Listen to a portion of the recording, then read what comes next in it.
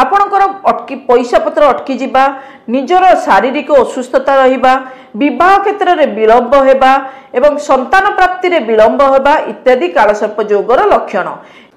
नमस्कार दर्शक बंधु, न्यूज 18 ग्रुप को स्वागत करुच्ची मु एस्ट्रोलॉजर वास्तुविद डॉक्टर शाश्वती हाजरा। दर्शक बंधु, आज आम आलोचना करिबा कालसर्प योग कौन। देख आपण बेले बेले देखिथिबे जातक देखिला बेलू आपन को ज्योतिष कहती कालसर्प योग रही। तेबे कालसर्प योगटा एक्चुअली कौन, एथिरे भयभीत हेबार किछि कारण अछि कि? जदि कारण अच्छी कौन पाई कारण अच्छी आमको तो सब जिन साइंटिफिकली बुझा पड़ो ना। आमको ज्योतिष कही दौरान मैंने आम अंध भाया मानबू से नुहे। तेणु या पछरे साइंटिफिकली कारण कौन, यार प्रभाव कौन, आपणकर कालसर्प योग रही कौन प्रभावित हो पारती यही मैटर आज आसतु आम जाना। कालसर्प योग कौन, आंशिक कालसर्प योग कौन, कालसर्प योग केते प्रकार एवं लास्ट को जाना तार प्रतिकार सबू कौन। तेरे दर्शक बंधु आम कार्यक्रम आरंभ करवा। तेरे दर्शक बंधु आरंभ करने पूर्व गोटे कथा मुझे जदि आम चैनल को आप लाइक करना, शेयर करना, सब्सक्राइब करना एवं ही कर दिंतु कहीं आग को आस नूतन नूतन वीडियो जहाद्वारा कि आपण मैंने उपकृत हो पारे। तेरे कालसर्प योग हूँ गोटे योग जहाँकि राहु एवं केतु भितर समस्त ग्रह जदि रही जाइथांती ताहाकू कुहाजाए संपूर्ण कालसर्प योग।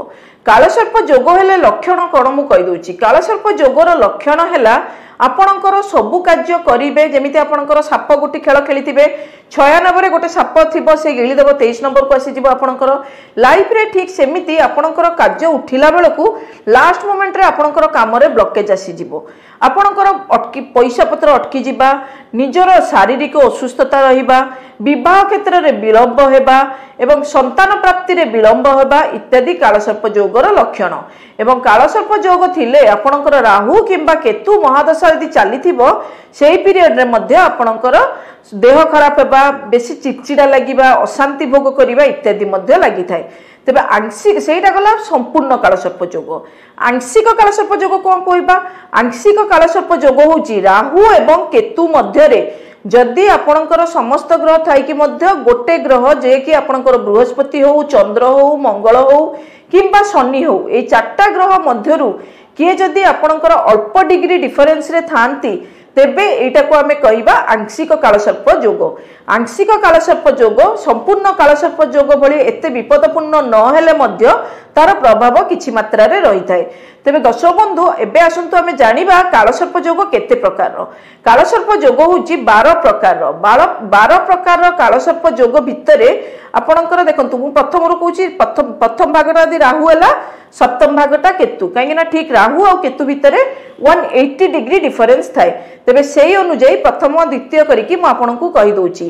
प्रथम कालसर्प योग है अनंत कालसर्प योग, द्वितीय कालसर्प योग ना है कुलिक कालसर्प योग, तृतीय क्षेत्र ना है बासुकी, चतुर्थ क्षेत्र है शंखपाल, पंचम क्षेत्र है पद्म कालसर्प, षष्ठ क्षेत्र है महापद्म, 7 नंबर है तक्षक, 8 नंबर रे कर्कटक, 9 रे शंखचूड़, 10 रे घोटक, 11 रे विषधर, 12 रे शेषनाग।